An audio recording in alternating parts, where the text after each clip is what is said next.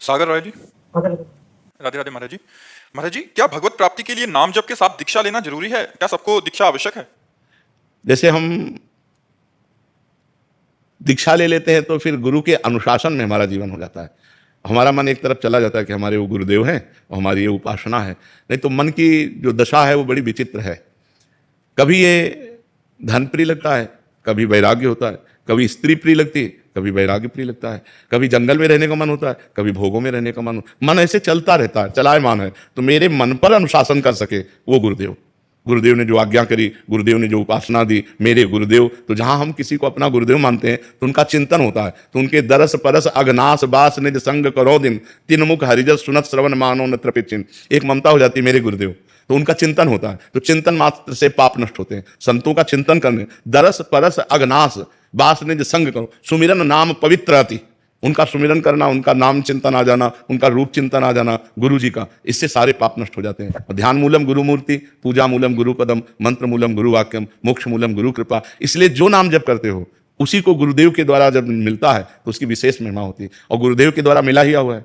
जैसे आप राधा राधा रट रहे हो तो कहीं ना कहीं किसी संत के मुख से राधा नाम सुना तभी तो रट रहे हो, तो हो गई दीक्षा, मान लेना चाहिए। जैसे पूज्य श्री कबीरदास जी को हमने पढ़ा कि रामानंदाचार्य जी से दीक्षा लेनी थी और वो संभव नहीं हो रही थी, तो वो काशी के घाट में सीढ़ियों पे लेट गए। तो वो 4 बजे तड़के गंगा स्नान करने जाते थे, वो अपने चिंतन में थे, तो पैर पड़ा कबीरदास जी की छाती में, देखा उनका बेटा राम राम, बोले गुरुदेव राम राम, बस उसे ही दीक्षा मान ली और बड़े सिद्ध महापुरुष हुए। तो जैसे कहा जाता है राधा राधा रटो, अब मान लिया राधा राधा, ये हमारे गुरुदेव और इनके मुख से निकला हुआ राधा नाम, हो गई दीक्षा। मानने की है और एक कंठी बंधा लो, तिलक लगा लो और मनमानी आचरण करो तो कोई शिष्य हो गए क्या?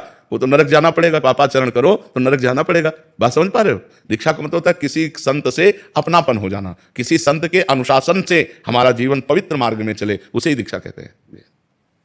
महाराज जी, कुछ लोग घबराते हैं कि फिर हम एक नियमावली में बन जाएंगे, फिर एक मतलब क्योंकि मन का हाँ, अगर आप किसी संत की नियमावली में बन जाएंगे तो माया से मुक्त हो जाएंगे। अगर आप संत की नियमावली में नहीं बनेंगे तो माया अपनी नियमावली में बांध लेगी, और माया जिसको बांध लेती है उसकी दुर्गति करा देती है। तो इसलिए जरूरी है किसी संत के आदेश उपदेश के अनुसार हमारा जीवन हो, हम मनमानी आचरण न करें तो बहुत बढ़िया जीवन हो जाएगा। आप खुद देख लो, किसी संत से जुड़ के देख लो आपका जीवन कैसा हो जाता है, और जो जुड़ रहे हैं उनका जीवन कैसा हो रहा है, जब वो नहीं जुड़े थे तो उनका जीवन कैसा था। वो तो परिवर्तन होता है बच्चा। लोहा कभी सोना नहीं बन सकता, पर पारस के स्पर्श से सोना बन सकता है। तो पारस है संत जन और समाज है जैसे लोहा। तो संत जन जब उनको वाणी के द्वारा छूते हैं, दृष्टि के द्वारा देखते हैं, हृदय से संकल्प करते हैं, तो समाज का परिवर्तन शुरू हो जाता है। जहां राक्षसी वृत्ति थी वहां दैवी वृत्ति आ जाती है, जहां क्रूर हिंसा का भाव था वहां दया का भाव आ जाता है। बड़ा परिवर्तन समाज में होता है संतों के द्वारा। जो भगवान के कृपा पात्र जन होते हैं उनके द्वारा समाज का बड़ा सुधार होता है। तो संत हमारे गुरुदेव हैं, और जब हम उनसे ममता कर लेते हैं तो हमारा मंगल हो जाता है। हमें डर लगता है कि यार हमसे कोई गलती हो गई, उनके सामने जाएंगे, वो जान जाएंगे, वो डांटेंगे, नहीं भाई हम गलती नहीं करेंगे, हम कोई पाप नहीं करेंगे, तो हमारा बचाव हो जाता है। और ऐसे जैसे मन में आया मन मानी, तो भजन कर रहे हैं, कभी भोग भोग रहे हैं, कभी जो, क्योंकि मन ही है। अब मन के ऊपर शासन कौन करे? तो मन के ऊपर शासन करने वाले गुरुदेव हैं। इसलिए गुरु दीक्षा आवश्यक है, गुरु शरणागति आवश्यक है। भगवान ने स्वयं संदीपनी जी को गुरु बनाया। यदि गुरु बनाने की आवश्यकता ना होती तो भगवान को क्या आवश्यकता है गुरु बनाने की? जिनकी श्वासों से चारों वेदों का प्रादुर्भाव हुआ, वो भगवान किसी संत के शिष्य बने? अरे संत तो उनके चरणों का भजन करके संत बनते हैं। तो संदीपनी जी के शिष्य बने ना भगवान श्री कृष्ण। विश्वामित्र वशिष्ठ जी का उपदेश स्वीकार किया ना भगवान श्री राम जी ने। तो ये विश्वामित्र जी के चरण चापे भगवान राम ने। तो विश्वामित्र जी क्या उन्हीं के भजन से तो है, लेकिन भगवान ने संतों को गुरु माना। प्रदीप जी जयपुर से। राधे राधे महाराज जी। महाराज जी, कर्म क्या है? क्या सचमुच किसी व्यक्ति के कर्म का फल भगवान तय करते हैं? जी, कर्म का ही तो फल मिल रहा है जेल में। जेल में कर्मों का ही तो फल है। कुकर्म हो गए तो पूरी जेल भरी हुई है। कर्म वो होता है जो हमारे मन में स्फुरना होती है, संकल्प बनता है, बुद्धि निश्चय करती है, फिर इंद्रियों से चेष्टाएं होती है, उसे कर्म कहते हैं। कर्म 2 प्रकार के होते हैं, एक शुभ कर्म और एक अशुभ कर्म, जिनको कहते हैं पाप कर्म, अशुभ कर्म, और पुण्य कर्म, शुभ कर्म। दोनों का फल अवश्य में वो भोक्तव्यम कृतम कर्म शुभाशुभम, अवश्य भोगना पड़ता है, उनका परिणाम भोगना ही पड़ता है। कोई कितना भी बड़ा ऋषि महर्षि हो उसको भी भोगना पड़ता है। इसलिए कर्म बहुत होश से करे, बेहोश होकर ना करे, प्रमाद में ना करे, नहीं तो उसका दंड मिलता ही है। अब देखो कर्म है, किसी बहन बेटी को छेड़ दिया, अब डंडा चलेंगे, पुलिस ले जाएगी, मुकदमा चलेगा, उसको सजा मिलेगी। कर्म है, क्रोध आ गया, हम किसी की हिंसा कर दी, आजीवन कारावास। हिंसा 5 मिनट में हुई और उसका दंड पूरे जीवन भोगना पड़ेगा। या ज्यादा अपराध बन गया तो फांसी की सजा मिल जाएगी। तो कर्म ही तो है। और अच्छे कर्म हो गए तो देखो राष्ट्रीय सम्मान मिलता है, समाज में आदर मिलता है, और यहाँ सुख मिलता है और परलोक में भी सुख मिलता है। सारा खेल कर्म का है। कर्म प्रधान विश्व रचि राखा और जो जस करे तास फल चाखा। कर्म की प्रधानता से विश्व की रचना हुई है, जो जैसा करता है वैसा फल भोगता है। समझ पा रहे हैं आप? इसलिए बहुत होश से कर्म करे, और होश बनाने के लिए नाम जप है। जब तक नाम जप नहीं तब तक बेहोश ही हो।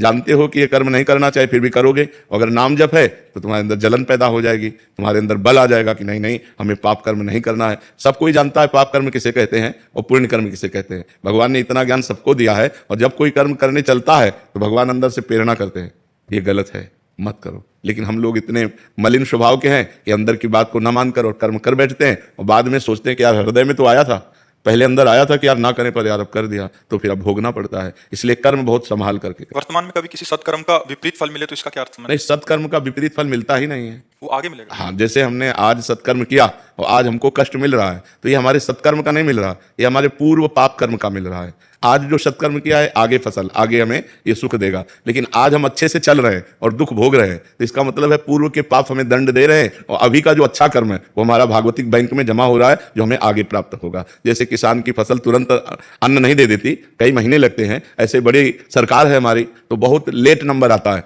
जैसे अभी है तो मुकदमा कई वर्ष नहीं चलता, किसी केस का कहो मुकदमा सालों चलता रहे, कहो 10 साल चलता रहे, कभी कभी तो उतनी जितनी सजा भोगनी होती है उतना तो मुकदमा में वो जेल में बंद रहता है। तो ऐसे ही भगवान की बहुत बड़ी अदालत है, अनंत ब्रह्मांडों के जीवों का हिसाब है, होता 1 सेकंड के कम हिस्से में है, पर जब होगा बहुत फाइनल में होगा, तो इसलिए बहुत समय लगता है। जैसे आज पाप कर्म किए तो कहो 5 जन्म बाद उसका दंड मिले जाकर तुम्हें, तो लगेगा हमने इस जन्म में तो पाप किया नहीं, लेकिन भोगना पड़ेगा, वो अवश्य में भोगतव्य, क्योंकि जीवात्मा वही है, शरीर बदल गया। जैसे कोई क्रिमिनल हो और वो पैंट शर्ट पहनता हो, फिर धोती कुर्ता पहनने लगे, या वो सलवार कुर्ता दुपट्टा धारण करने लगे, तो पहचानने वाला तो पहचानता है वही क्रिमिनल है। तो भगवान तो जानते हैं ना ये वही जीव है जो पूर्व जन्म में पाप कर्म किया है, तो उसको वही दंड दे देते, जाओ तुम्हें ये भोगना। अब इस जन्म में उसने कोई पाप किया नहीं वैसा, लेकिन पूर्व जन्म का पाप कर्म आकर उसे दंड देता है। जैसे संतों को है, मान लो कोई बचपन से संत है, देखो रामकृष्ण परमहंस जी के गले में कैंसर था, भाई जी हनुमान प्रसाद पुरदार जी के उदर में कैंसर था, बड़े बड़े संतों को बड़े बड़े कष्ट भोगने पड़े, क्योंकि पूर्व में किया हुआ पाप भोगना पड़ेगा। भगवान को भी भोगना पड़ा, वो कानून से अलग नहीं रहते। भगवान ने छुप करके बाली को मारा व्याध की तरह, तो कृष्णावतार में अगले जन्म में अंतिम समय व्याध ही भगवान के चरणों में बाण मारता है, तब वो परम पद को जाते हैं। तो ये कानून है, तो भागवतिक जो कानून है वो एक राय भर नहीं बख्शता। भारतीय कानून में थोड़ा धोखा हो सकता है कि वकील चतुरतावश दूसरा प्रमाण पेश करके और दोषी को बचा दे और निर्दोषी को फंसा दे, लेकिन हमारे भगवान के दरबार में किसी वकालत की जरूरत ही नहीं है, किसी गवाही की जरूरत नहीं। 1 सेकंड में उस जीव का हिसाब हुआ फाइनल। अब अगर उस हिसाब को बदलना चाहते हो तो नाम जप करो, दूसरों का उपकार करो, तीर्थों का अवगाहन करो, भगवान की कथा सुनो, जिससे सारे पाप तुम्हारे नष्ट हो जाएं। तो ये जो बल है ये तुम्हें बचा लेगा, नाम बल, भगवान का सेवा बल, परोपकार, ये बचा लेगा। अब दूसरों को दुख देना, पाप कर्म करना, तो फिर नाना प्रकार के नरकों को भोग कर यहाँ भी दुर्गति भोगनी पड़ती है। जैसे आपके पाप कर्म है पूर्व के, वो आप बहुत पढ़े लिखे हो, आप लाख रुपए करो आपको नौकरी नहीं मिलेगी, पढ़े लिखे डिग्री लिए घूमते रहो कोई, और कुछ ऐसे हैं कि आपसे ज्यादा वो मंद बुद्धि के, वो ज्यादा प्रवीण नहीं है, लेकिन वो निकलते चले जा रहे हैं क्योंकि उनका पुण्य बल काम कर रहा है। तो यहाँ पुण्य बल, अगर सुख चाहते हो तो पुण्य करो, चाहते सुख हो और करते पाप हो तो पाप का परिणाम दुख मिलता है। शराब पी रहे हैं, गंदी बातें बोल रहे हैं, गंदे आचरण, एक एक चीज का फल है आपका। अगर आप बातें बोल रहे हो तो उसका भी फल है। मनुष्य जीवन कर्म योग के लिए भेजा गया है। आप 1 मिनट भी फ्री नहीं है। आप 1 मिनट में जो करेंगे, आपके अंदर ही मन में बैठी हुई चित्रगुप्त तुरंत लिख रहे हैं, आपकी मन रूपी चिप में वो बिल्कुल सीन सहित जैसे चिप लगा दो ना तो पूरा टेलीविजन उसमें टीवी में आने लगता है, सब ऐसे सीन सहित चित्रगुप्त लिखते हैं।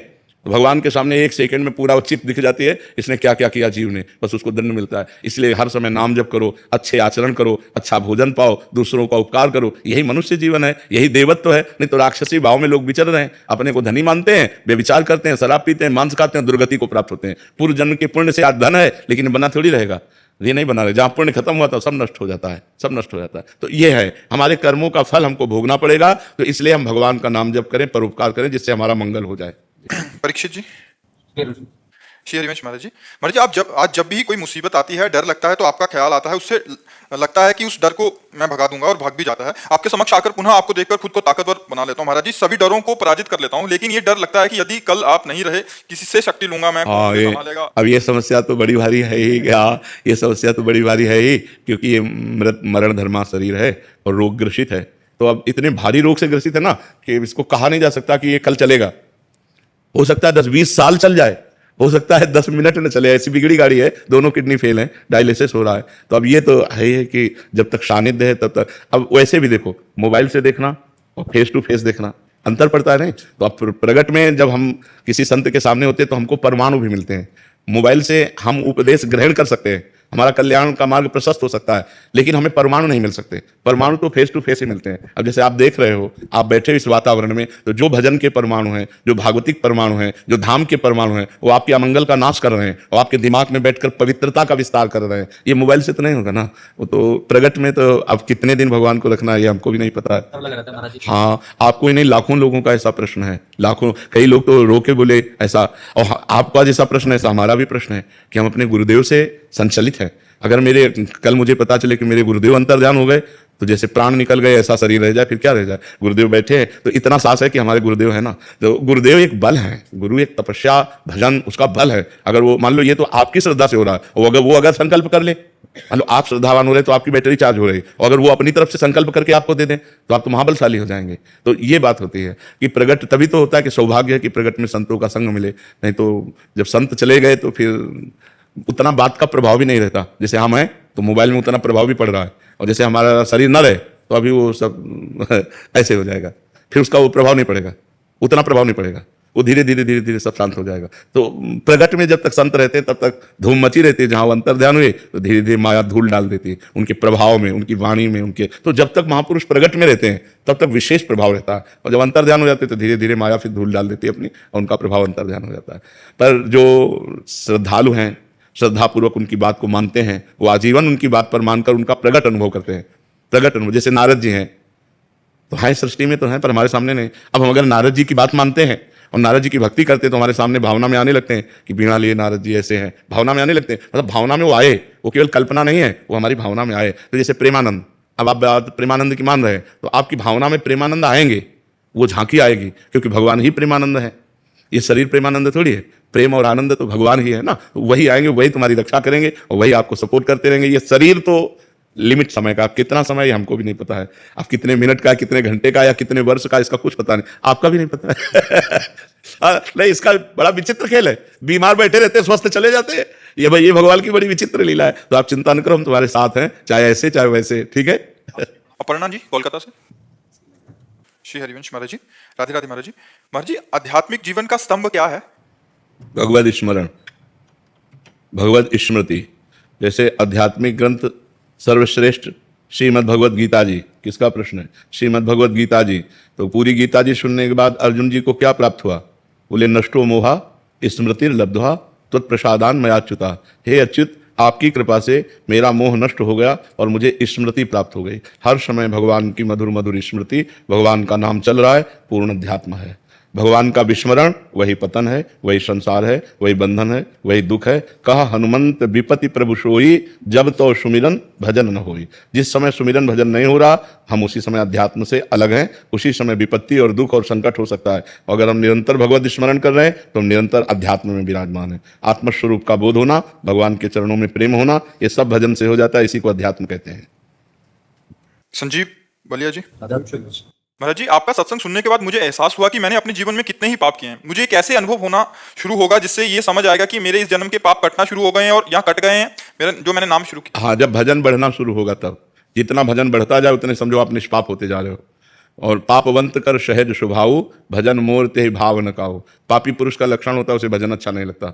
जितना अधिक भजन होने लगे उतने आप पवित्र होने लगे। 24 घंटे भजन होने लगे, आप पूर्ण पवित्र हो गए। जन्म जन्म के आपके पाप नष्ट हो गए, आप निष्पाप हो गए, और इसी जन्म में भगवत प्राप्ति हो जाएगी यदि हर समय भजन हो रहा है। जितना भजन कटे उतना ही समझो कि आपका पाप बढ़ रहा है, और जितना भजन अधिक हो उतना ही समझो आपका पाप नष्ट हो रहा है।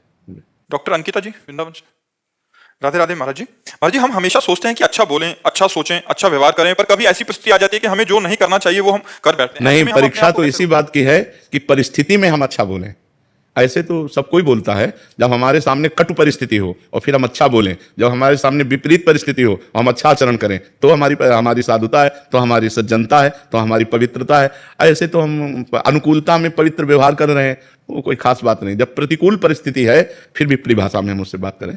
अब बिल्कुल परिस्थिति बिगड़ गई, अब क्रोध आने का है, फिर भी हम शांत होकर मधुर भाषा में, तो ये हमारी सज्जनता है, ये हमारी साधना है, ये हमारी भक्ति है। तो हमारे अंदर जब तक नाम जप नहीं चलेगा तब तक ये बल हमारे अंदर नहीं आएगा।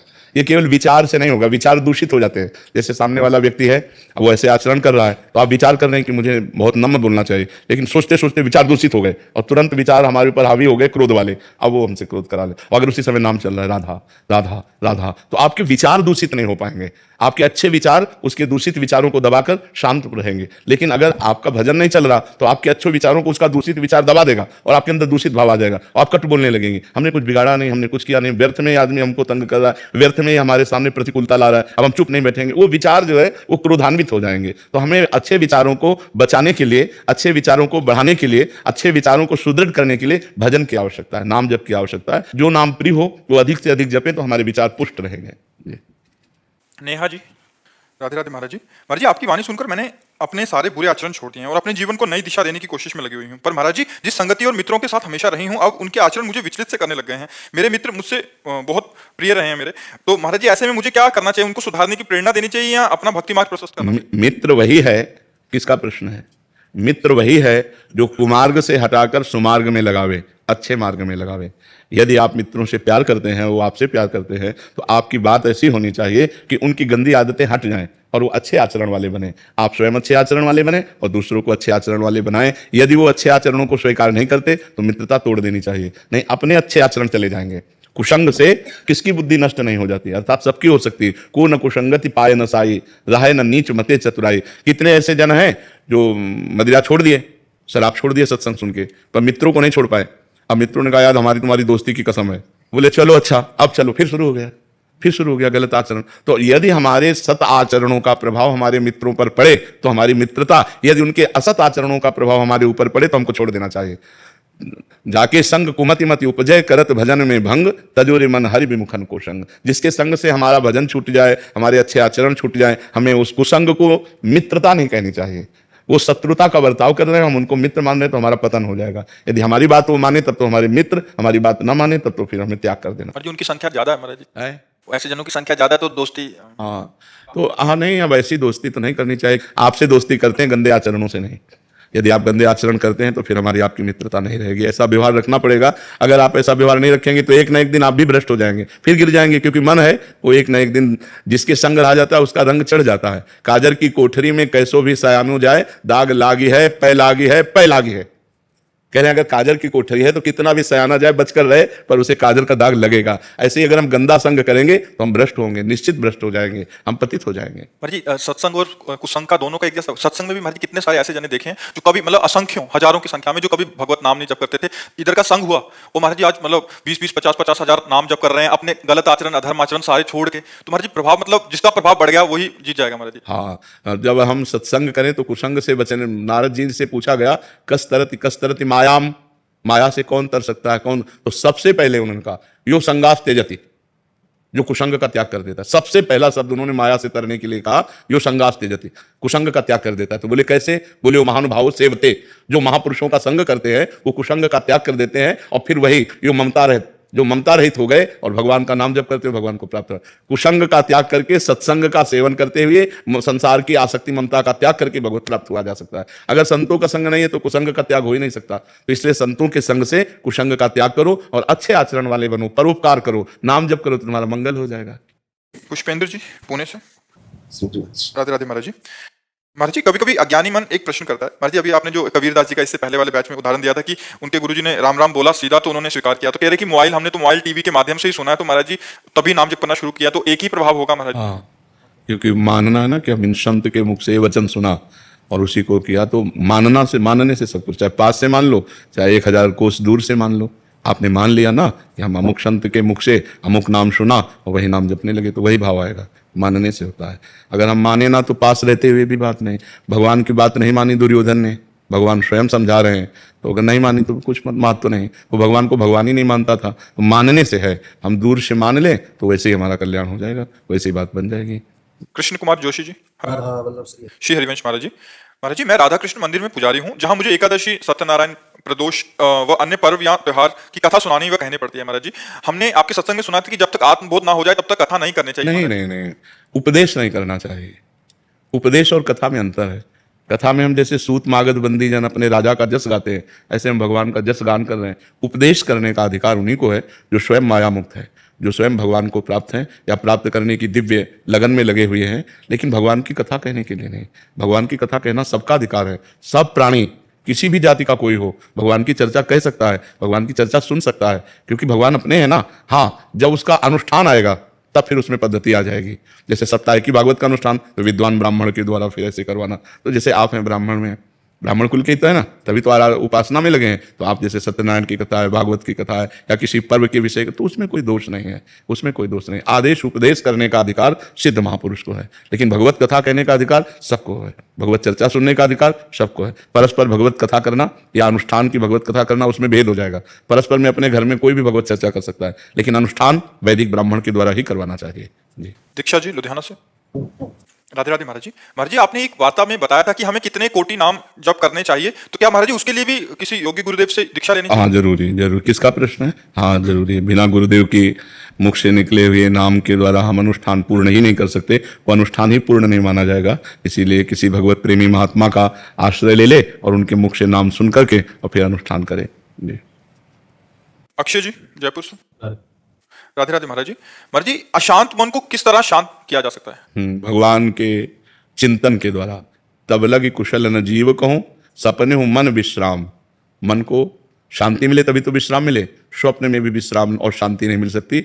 जब लगी भजत न राम कहूं, शोक धाम तज काम। शोक और कामनाओं का जो हमारे हृदय में बार बार ये कामना, ओवर थिंकिंग, बहुत चिंतन, संसारिक निगेटिव चिंतन, इससे तभी हम निजात पाएंगे जब हम खूब नाम जप करेंगे। नाम जप नहीं करेंगे तो फिर कोई उपाय नहीं है। आप सत्संग सुनेंगे, थोड़ी देर बाद फिर मन खाली, फिर वो हमें खाली नहीं रखना। राधा राधा राधा राधा, एक भूत जैसा मन है। एक शिष्य ने भूत सिद्ध किया तो गुरु जी ने मंत्र दिया था। जब भूत सिद्ध हुआ उसने कहा काम बताओ, तो जो काम बताया वो 2 मिनट में कर दिया। बोला और काम बताओ, काम नहीं बताओगे तो उठा के पटक देंगे। और गुरु जी के पास गए, उनका तो बड़ी समस्या, कह रहा काम बताओ, अगर काम नहीं बताओगे तो उठा के पटक देंगे। तो उन्होंने एक बांस गाड़ दिया लट्ठा और कहा इस पे चढ़ो उतरो, जब और काम होगा तो हम बताएंगे, तुम्हारे लिए यही काम है, चढ़ो। बस वही भूत मन है। अगर इसे सही काम नहीं बताओगे तो उठा पटक देगा गंदगी में, कोई ना कोई गलत आचरण करवा देगा। तो नाम रूपी लट्ठा गाड़ दो, राधा राधा राधा राधा, चढ़ो उतरो, जब और कोई काम होगा तो हम तुम्हें बताएंगे, इसी में चढ़ो उतरो, राधा राधा राधा, तो मन शांत हो जाएगा। आप देख लेना, त्यागात शांति अंतरम, जब भोगों का चिंतन का त्याग होता है तो हमें शांति प्राप्त होने, भगवान के वचन है, त्यागात शांति अंतरम, त्याग से शांति की प्राप्ति होती है, ज्ञान से शांति की प्राप्ति होती है। तो त्याग और ज्ञान का बल कहाँ से आवे? नाम जप से आएगा। खूब नाम जप करो तो मन भोगों का चिंतन त्याग दे। नहीं तो खान पान की सुविधा की कमी है क्या आपके? कपड़ा लत्ता भी पहने हो, क्या परेशानी है? मन की परेशानी है। वो बार बार बड़ी बड़ी कामनाएं करता है, फिर निगेटिव विचार दे देता है, और उसी में हम फंसे जलते रहते हैं। ऐसा हो जाता तो ठीक है, ऐसा हो गया तो क्या होगा, नाना प्रकार का चिंतन हमारे। तो जो होगा प्रभु ने रचा होगा वही होगा, हमें क्या परेशानी? राधा राधा राधा राधा, सब समस्याओं का समाधान भगवान है। तो भगवान से यदि नहीं जुड़ोगे, नाम जप नहीं करोगे, अध्यात्म ज्ञान नहीं होगा, तो मन को शांत नहीं किया जा सकता। मन को अध्यात्म ज्ञान के द्वारा ही शांत किया जा सकता है। और महाराज जी, गुस्से पर वश कैसे किया जा सकता है? वही सब, गुस्सा क्या, काम क्रोध लोभ मोह मद मत्सर, ये 6 विकार हैं। सब विकारों पर हम काबू पा लेंगे जब हम नाम जप करेंगे, सत्संग सुनेंगे, परोपकार करेंगे, पवित्र भोजन पाएंगे। अपवित्र भोजन पाओगे तो भी बुद्धि खराब रहेगी। पवित्र भोजन, कोई नशा नहीं। नशा करते हैं कोई? शराब और आप कभी कभी नहीं, कभी कभी पीते हैं। तो ऐसे कभी कभी वाला क्यों रखो? आज से छोड़ दो। बोलो कि वृंदावन में बैठ के कहता हूँ शराब नहीं पीऊंगा।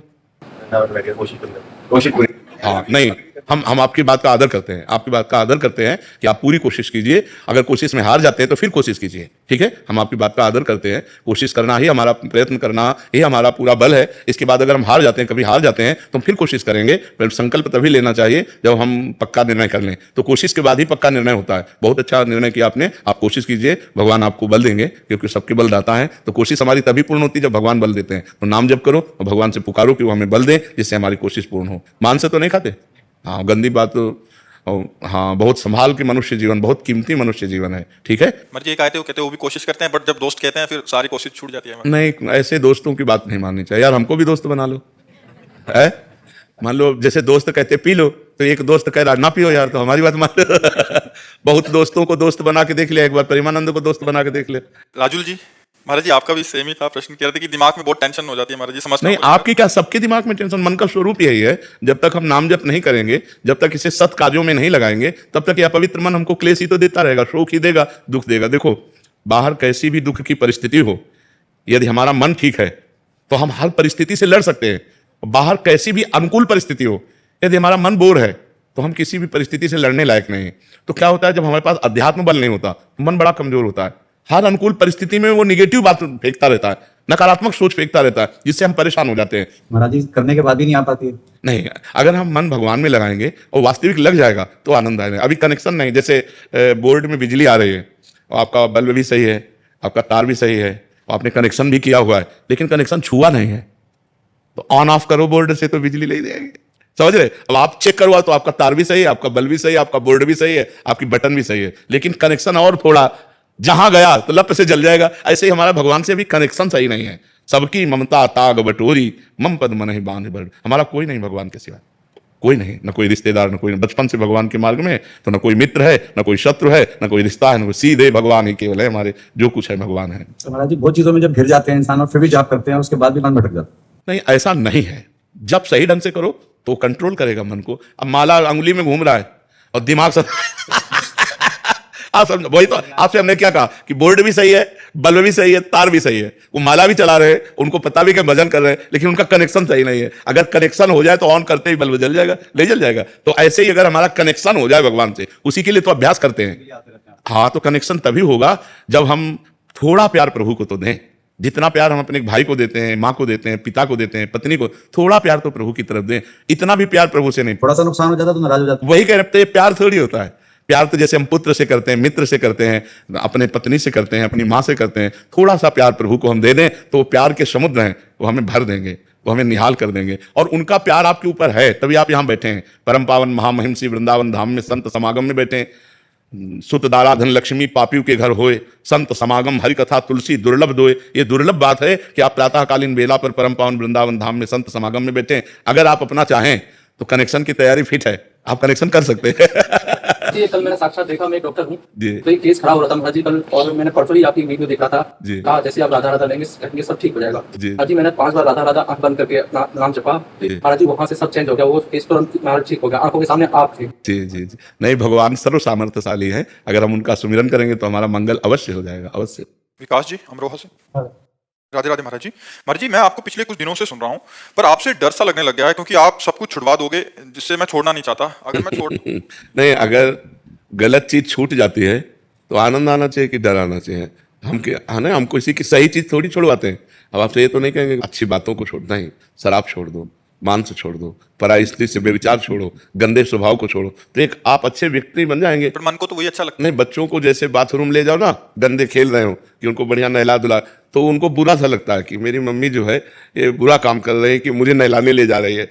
लेकिन बालक ये नहीं जानता कि अभी साफ स्वच्छ करके श्रृंगारित कर देंगे। ऐसे ही संत माँ के समान है, तुम्हारी बुराइयों को धोना चाहते हैं, तो आप बच्चे के समान उसे डर मानते हैं कि यार मेरी बुराइयां चली जाएंगी। नहीं तो आप बताओ, संत संग से बुराई के सिवा और क्या जाता है?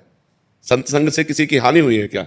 हाँ, कभी। तो यहाँ अगर छुड़ाया जाता है तो बुरी आदतें, बुरी बातें जो तुम्हें दुख देंगी, तो दुख सब कोई छोड़ना चाहता है, लेकिन जिन बातों से दुख मिलता है वो बातें नहीं छोड़ना चाहता। ये खतरनाक सबसे ज्यादा ये बात हो गई कि हमको चाहिए नहीं दुख, लेकिन हम आचरण वही करते हैं जिनका परिणाम दुख होता है। तो संत जनों से ऐसी बुद्धि प्रकट होती है हमारे अंदर, जो दुख देने वाले आचरणों का त्याग करते हैं। जैसे आप शराब पीते हैं, आप मांस खाते हैं, आप व्यभिचार करते हैं, जुआ खेलते हैं, गंदे आदत, तो ये आदतें आपका नाश कर देंगे, आपको पतित कर देंगे। आपके शरीर की हानि, आपकी बुद्धि की हानि, आपके धन की हानि, एक भी लाभ किसी को नहीं। वैसे भी जो शराब पी रहे हैं उनके अंगों में जाकर के उनको प्रभाव ही दिखाती है, लीवर है, किडनी है, दिल है, तो इसमें लाभ क्या है?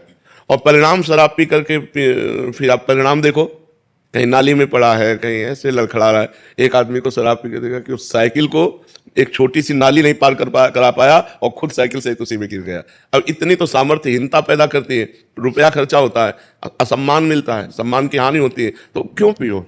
और शास्त्र निषेध करता है, तो शराब क्यों पियो? बोले थोड़ा सा गम मिटाने के लिए, तो भगवान का नाम जप करो ना, भगवान के नाम का कीर्तन करो ना, भगवान की कथा सुनो ना, सत्संग सुनो ना, उससे तुम्हारा बुद्धि शुद्ध होगी और शोक नष्ट हो जाएगा। लेकिन लोग सतमार्ग का अनुसरण नहीं करते, तो कोई गलत बात बच्चा थोड़ी यहाँ होती है कि डर लगे। छूट चाहता मन के, मतलब छूट खिलाता पूजा करता हूँ, और जो अलग चीजें वो भी मुझे पसंद है। हाँ, गंदी गंदी बातें छोड़ना ही जीवन का लाभ है। बहुत अच्छे बच्चे बनो, क्यों गंदे बच्चे बनो? कहीं गंदे आचरण करोगे, पकड़े जाओगे, जीवन बर्बाद हो जाएगा। जीवन बर्बाद हो जाएगा। मान लो किसी माता बहन को छेड़ दो, डंडा चलेगा आजीवन। या छोड़ देता हूँ तो विचार आते रहते हैं, पुरानी चीजें आती रहती पर नाम चलाओ ना, जब खाली समय है तो विचार आएंगे। अगर राधा राधा चल रहा है तो विचार जो आएंगे भी वो नष्ट हो जाएंगे, क्योंकि हमारे पास नाम चल रहा है। तो नाम जप करो। महाराज जी मन को स्वाभाविक वही अच्छा क्यों लगता है? क्योंकि मन बना उसी से है ना, मन बना उसी से, प्रकृति से ही तो बना ना। इंद्रियां मन ये सब प्रकृति की तरफ, प्रकृति की चीज प्रकृति की तरफ खींचेगी। वो छोड़ना नहीं चाहता महाराज जी। हाँ यही तो है। और नाम जप कर दे तो स्वीकार नहीं करेगा। कितने ऐसे नाम जापक हैं जो गृहस्थी में होते हुए भी अब वो कहते हैं हमारी रुचि नहीं रह गई भोगों की तरफ, अब हमारी संसार की तरफ रुचि नहीं रह गई। तो नाम ने निर्मल कर दिया। जितना निर्मल होता जाएगा मन बुद्धि, उतना ही संसार से अलग होती जाएगी। संसार में रहते हुए भी संसार से अलग, और जितना मलिन उतना ही सब गंदे आचरण, गंदे से गंदे खान पान व्यवहार बर्ताव। राक्षस हो रहे हैं लोग, नहीं राक्षस हो रहे हैं। आप सोचो हमारी बहन को कोई गलत देखे तो अच्छा नहीं लगता, और हम किसी बहन के साथ गलत करें, वो भी तो किसी की बहन बेटी है, तुम्हारा अधिकार कैसे हो गया ऐसे? और फिर इस तरह राक्षसी भाव से जला देना, मार देना, काट देना। तो ये सत्संग अगर आपको मिला तो आप ऐसा नहीं कर सकते। अगर साधु संग मिला है तो आप बुरी बातों से डरेंगे। तो बुरी बातें हटाने के लिए सत्संग होता है। तो हमें लगता है साधु ते होने कार जानी, संत से डरने का तो कोई किसी भी तरह को, संत किसी को थप्पड़ थोड़ी मारते, किसी को गाली नहीं देते। हाँ थप्पड़ मारने और गाली देने का स्वभाव हटवा देते हैं, गंदी बातें हटवा देते हैं। ठीक है।